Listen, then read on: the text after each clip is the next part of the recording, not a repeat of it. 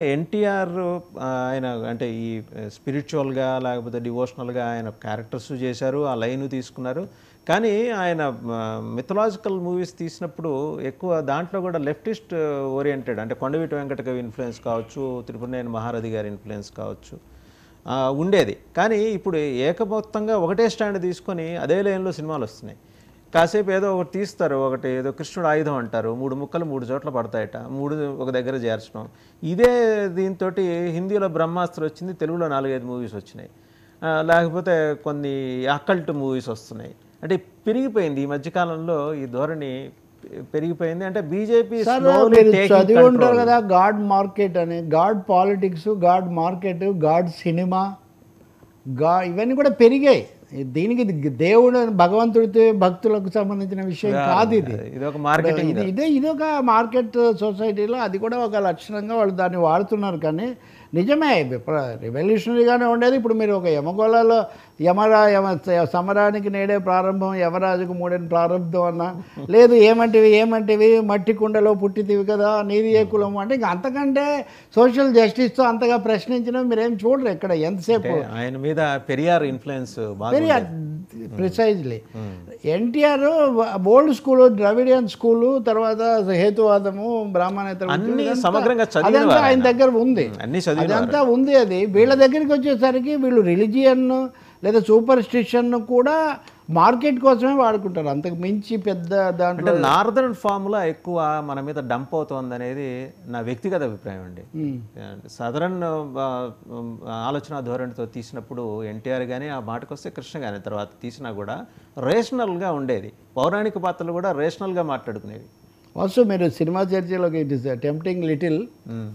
ఒకటే చెప్పాలంటే అంతకు ముందు కాలంలో అంటే ఒక మాయాబజారు, ఒక శ్రీకృష్ణార్జున యుద్ధం, ఒక శ్రీకృష్ణ అవతారం, శ్రీకృష్ణ పాండవ్యం, ఇంకా చాలా సినిమాలు పరంపర.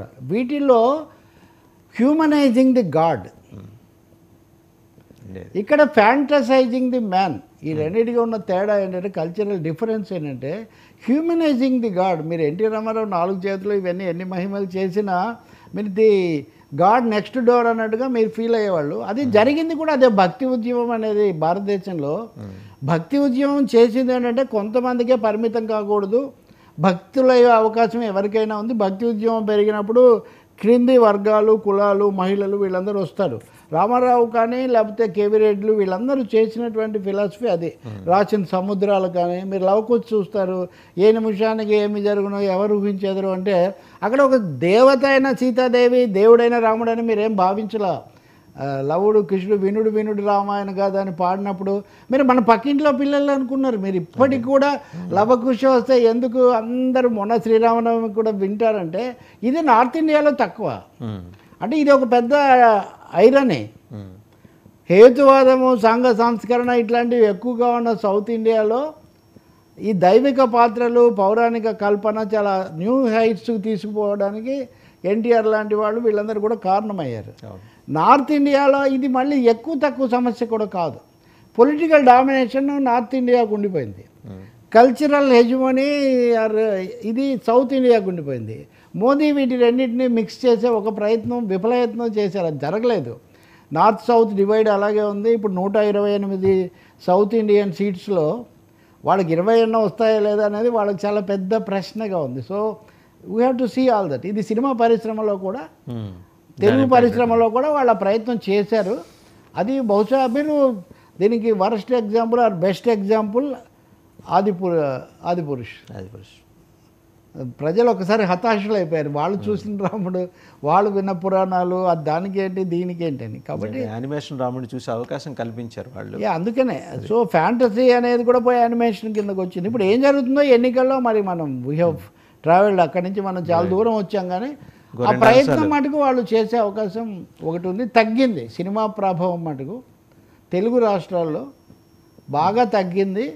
దానికి పవన్ కళ్యాణ్ మీద వైసీపీ వాళ్ళు చాలా తీవ్ర స్థాయిలో దాడి చేసి ఇంకా అది ఇంకా పెరిగి ఆయన కూడా ప్రతి సభలో చాలా ఎక్కువగా ఆవేశపడి, ఇప్పుడు చిరంజీవి గారు నా అన్నను ఏమన్నా అంటే నేను ఊరుకోను, మా అన్ననంటే నేను కూడా ఊరుకోకపోవచ్చు.